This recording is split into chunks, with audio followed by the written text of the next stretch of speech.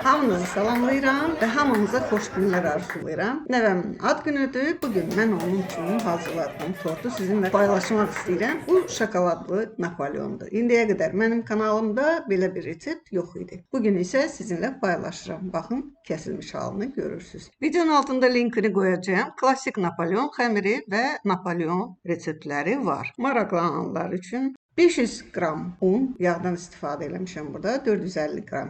Kremi üçün yağ ayrı əlavə olunacaq. Videonun altında tam resepti tapa bilərsiniz və bütün ərzaqlarımız otaq temperaturundadır. Məhlulu da hazırlayıram. Məhlul üçün bizə su, duz, 6 və ya 9%'lik sirkə və ya da limon suyu.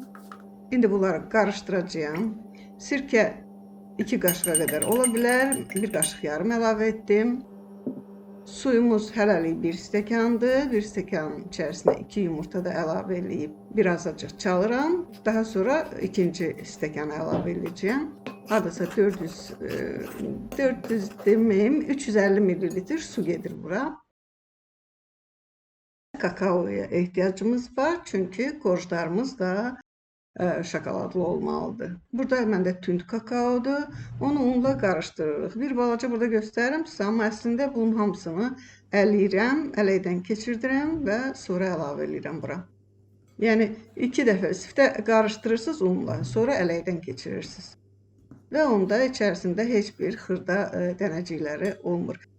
Problem dənəciklərdə deyil. Problem xəmiri canına çəkən yağdadır. O arasında qalacaq və un çox olan yerdə, məsələn, canına çəkər, kakaosu ayrı qalar, onda laylar yaxşı əmələ gəlməz. Və indi rəndelədiyim yağın üzərinə kakaodan səpdim, bunu da əlimlə yoğurdum. Bir paketə yerləşdirirəm. Baxın, bu cürə olacaq. İçində yağ dənələri bir azıcıq görünür, o problem deyil. Və bunu əlimlə həmin paketin içində düzləşdirib buzluğa yerləşdirəcəyim. Tam buzlasın. Nazik təbəqə olacaq, çünki mən onu 2 yerə böldüm. İçərisinə un əlavə etmirik. Digər reseptlərdə elə bir şey var, ona görə bunu qeyd eləmək istədim. İndi məhlulumuzdan deməli yağı dondurucuya yerləşdikdən sonra xəmirimizi yoğururuq. Xəmir üçün də əvvəlcədən göstərdim un, kakao qarışığı. İstəsəz içərisinə qabartma tozu əlavə edə bilərsiniz, amma məndə əlavə olunmuyub və məhlulu da əvvəlcədən göstərmişəm. Yavaş-yavaş yoğururuq. Xəmiriniz çox bərk olmasın. Məndə bərk alınmışdı, sözün düzü, baxın. Yumuşaq da olmalı deyil. İndi bu xəmiri qoyuruq qalsın, 10-15 dəqiqə özünə gəlsin. Baxın, kündələdim, kündələnəndən sonra bu cür oldu və yadıma düşdü ki, axı mən 2 yerə bölmüşdüm yağı, ona görə bunları birləşdirib 2 iri kündə eləyəcəyəm, ondan sonra yayacağım. Verdiyim resept 24 cm diametri olan tort üçündür. Yağı da kündələrin sayı qədər bölün, sonra soyuducuya yerləşdirin. Bu artıq birləşdirdiyimdir və başlayıram yaymağa. Yayıram, yağ içərinə yerləşdirirəm, qıraqlarını bərkizmək lazımdır. Daha sonra bir qırağa qoyuruq, ikinci hissəsini götürüb eyni ilə yağı ortalıqdan birləşdirib qoyuruq və qıraqlarını bərkizirik. Niyə görə qoyuruq qırağa? Yağ biraz yumuşalsın. Biz onu axı buzluqdan götürmüşük. Baxın, lövhə kimidir. Elə bil ki, kəsmə lövhəsidir, daş kimi. Biz onu indi yaymağa başlasaq, xəmirimiz deşiləcək qıraq bucağından, haradansa. O yayılmaq əvəzinə xəmiri parça-parça eləyəcək bir hissəsini, hamısı yox əlbəttə ki. Xəmiri ona görə bir azacıq bərk eləyirik ki, yayanda o deməli əlimizdən axıb getməsin. Görürsünüz, qıraqlarını bir azacıq içəri qatladım, lakin bu düzgün deyil. Adətən onu qıraqdan kəsmək lazım. Kakaolu xəmirə çox da əlim alışmadığı üçün bilmirəm özünü necə aparacaq. Ona görə onun qıraqlarını kəsmədim. Qırağını kəssək, yağ sonra yayarkən çıxacaq, həm masa batacaq, həm də ki, yağ tələf olacaq. Ona görə bu cürə hərəkət elədim. Bu da ikincisi. 3 gündən bir-birinə birləşdirmişdim. Eyni ilə, baxın, o cürə yığıb qoyacağım. Bu arada o xəmirin içində yağ əriyəcək, onu sonra yayacağım.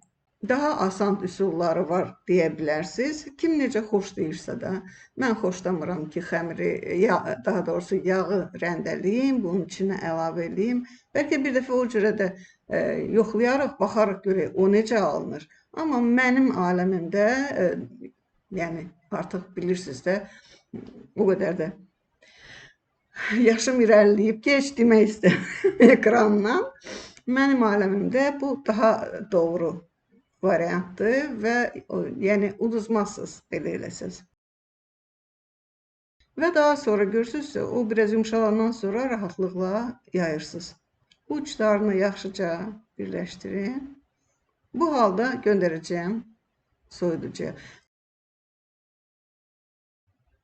İndi bir məsələ qalıb ki, neçə korj olacaq? İstəyirsiniz 5, istəyirsiniz 6 korj ola bilər. Və birinci dəfə yaydıqdan sonra soyuducuya yerləşdirdiyimiz xəmiri götürürük. Sxemdə gördüyünüz şəkildəki kimi qıraqdan başlayaraq qatlayırıq. Getdilər bunlar soyuducuya. 3 dəfə onları belə yayacağım. Yağı bircə dəfə əlavə edirik də. İndi kremi hazırlayaq. Kremi üçün burada məndə 4 yumurta sarısıdır.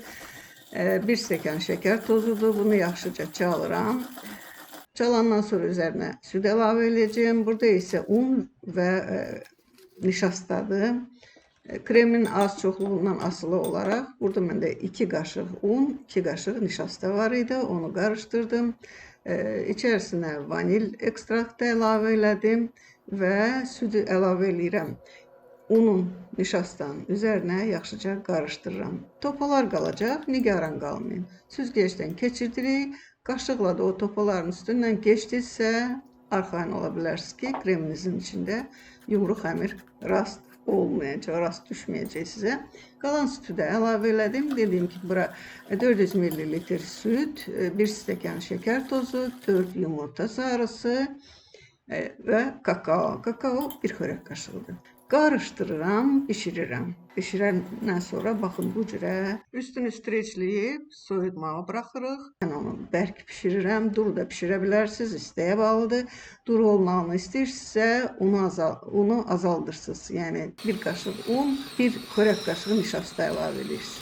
Qoyuruq qalır. Tamam soğuyandan sonra yağı, burada məndə 300 qram yağ var. 300 qramın üzərinə artıq soyumuş, baxın bu kütləni əlavə edirik və çalırıq. Kremimiz hazır olur. Xanımlar, bura qədər videoya baxmısınızsa, mütləq like etməyi və paylaşmağı unutmayın. Yaddaşda saxlayın resepti. Resept yaxşı reseptdir. Kremimiz hazırdır. 3 dəfə yayıb soyuducuya yerləşdirdik. Xəmirləri nəhayət ki, nazik yayırıq. Qıraqlarını kəsirik. Dairəvi şəkildə eləyəcəksə, kvadrat eləyiriksə, yenə də nazikcə kəsin qırağını ki, o qatlar açıla bilsin. Və 180, hətta 200 dərəcəlik sobada bişiririk. Biraz qızarmasını görə bilməyəcəksiniz, çünki bunlar tündülər. Ona görə 10 dəqiqəyə kifayət eləyir. Yenə də yoxlayın, çöplə belə vurun üstünə. Tıqqıldayırsa çıxarda bilərsiniz. Qoyursunuz soysun, sonra da bu cürə gözəl kremləyirik. Yaydığınız dairələr çox nazik olacaq, ehtiyatlı olun. Qalın yaysanız, əlbəttə ki, kobud olar qatlar.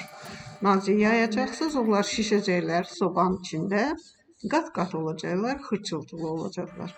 Və sonra gördüyünüz kimi mən kremi yayıram, düzləşdirirəm. Sonra da üstünə şokolad və artıq qalan xəmirlərdən qırıntı əlavə edəcəyəm.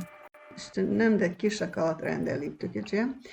Xəmirimin xırdasından biraz qalıb, onu da ovalayıb bura əlavə edəcəyəm. Axıracan baxdığınız üçün təşəkkür edirəm. Napolyon sevənlər mütləq və mütləq like'larınızı, suallarınızı gözləyirəm. Ruzu bərəkətiniz bol olsun, canınız sağlam olsun. Gələn videolarda görüşmək üzrə. Şərqiyə xanımdan bu qədər. Xudahafiz.